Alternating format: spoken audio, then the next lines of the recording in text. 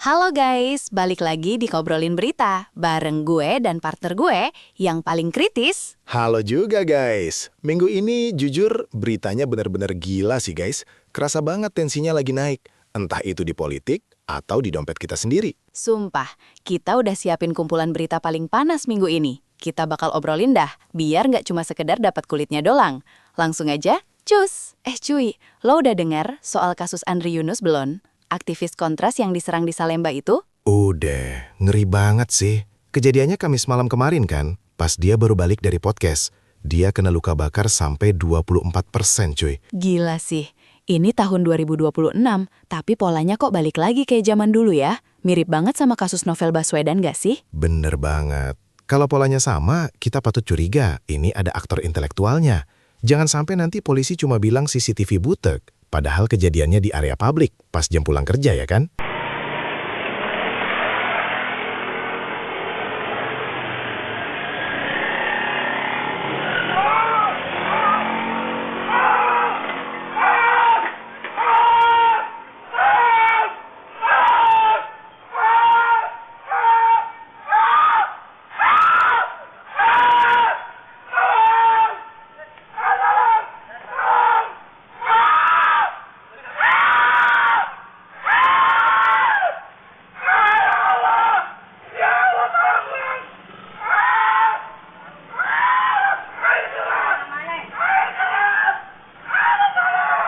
Tapi cuy, di tengah ramainya berita, Pak Presiden juga lagi jadi sorotan nih, gara-gara pernyataannya di sidang kabinet. Iya lagi. Jadi tuh pas lagi ngomongin tentang evaluasi program makan bergizi gratis, beliau terang-terangan nantangin para pengkritiknya buat tarung aja secara sportif di Pilpres 2029 nanti, kalau nggak suka sama gaya kepemimpinannya. Waduh, ini gaya khas beliau banget tuh.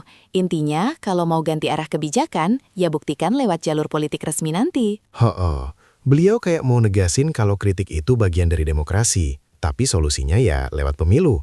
Kayaknya tensi 2029 udah mulai berasa dicicil dari sekarang nih guys. Kalau saudara tidak suka dengan 2-3 orang, jangan merusak seluruh bangsa. Kalau tidak suka sama Prabowo, silakan. 2029 bertarung. Iya kan?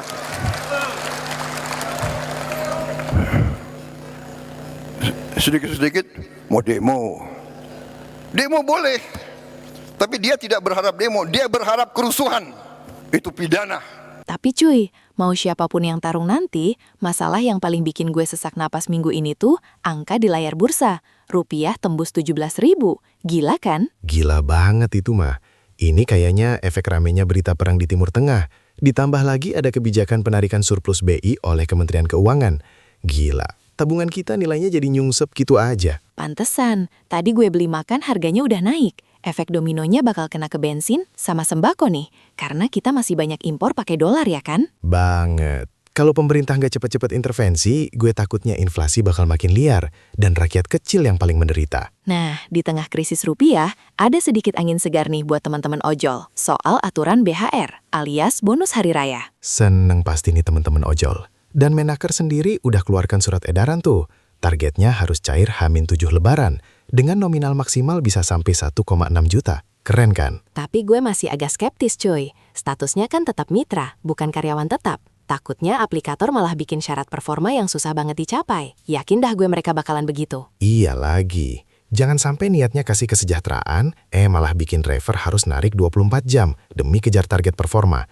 Itu mah namanya bukan bonus, tapi kerja rodi ya kan? Kita geser ke politik istana cuy. Isu amandemen buat Prabowo 2 periode, kok tiba-tiba kencang lagi di awal tahun ini ya? Iya tuh rame lagi. Apalagi Nasdem sama Gerindra udah mulai kasih kode dukungan. Dan yang bikin makin gurih, ada isu Gibran mulai terpinggirkan dari keputusan strategis. Nah loh. Wah, ini sih drama banget. Kalau wacana 2 periode ini tembus, berarti Gibran harus nunggu 10 tahun lagi dong buat maju. Betul. Koalisi ini kan awalnya buat keberlanjutan. Jadi kalau ada yang rasa ditinggal, gue rasa stabilitas politik kita bisa goyang nih pas lagi banyak krisis begini, ya kan? Ngomongin soal stabilitas, per 13 Maret kemarin, jabatan Kepala Staf Teritorial TNI resmi diaktifkan lagi nih, dan dijabat Letjen Bambang Trisno Hadi. Bener banget. Dan buat teman-teman yang ngikutin sejarah, jabatan Kaster ini tuh identik sama era Orde Baru. Fungsinya sih buat pembinaan wilayah, tapi dulu sering masuk ke urusan sipil. Pemerintah bilangnya sih buat memperkuat pertahanan semesta, biar koordinasi di daerah jadi lebih cepat. Tapi urgensinya apa ya? Kita kan udah punya polisi sama Pemda, bukan? Kalau militer masuk lagi ke urusan sipil, ini namanya kemunduran reformasi cuy. Kita harus jagain biar TNI tetap fokus di pertahanan luar aja. Cuy, kita ganti topik ke kriminal. Kasus di Limo Depok benar-benar bikin gue mual. Jasad inisial DH ditemuin mengering di bawah tumpukan baju. Gila banget sumpah. Gila lah. Dan yang paling stres, jasadnya ditaburin bubuk kopi, biar baunya nggak kecium tetangga. Pelakunya ternyata suami sirinya sendiri. Sakit banget sih itu orang. Dia ngerasa kopi bisa jadi solusi buat nutupin kejahatan sesadis itu. Dingin banget pelakunya. Seram jadinya. Hahaha. Ini bukti kalau KDRT itu sering banget tersembunyi dengan rapi. Hati-hati ya guys, lingkungan kita nggak selalu seaman yang kita kira. Ya, banyak yang nanya kondisi Amarzoni. Ternyata dia emang udah dipindah ke Nusa Kambangan ya. Betul, dia udah dipindah ke sana sejak Oktober tahun lalu karena diduga terlibat jaringan narkoba di dalam rutan. Sekarang, dia di lapas super maksimum security, 1 sel 1 orang. Ajib. Gila sih, dari aktor terkenal sampai masuk ke penjara kelas kakap. Ini sih peringatan keras banget buat siapapun, termasuk para artis dan public figure. Kalau hukum udah nggak main-main lagi cuy. Tapi ada juga yang bilang ini terlalu berat buat level pengguna. Mungkin fans beratnya kali ya. Kalau menurut kalian gimana guys? Adil kagak? Dunia juga lagi genting nih guys. KTT D8 di Jakarta resmi ditunda, gara-gara tensi Amerika, Israel, Iran makin panas per 13 Maret ini. Sinyal bahaya banget tuh. Kalau pertemuan internasional aja sampai batal, itu artinya ancaman perang besar itu nyata di depan mata guys. Pantesan rupiah kita babak belur.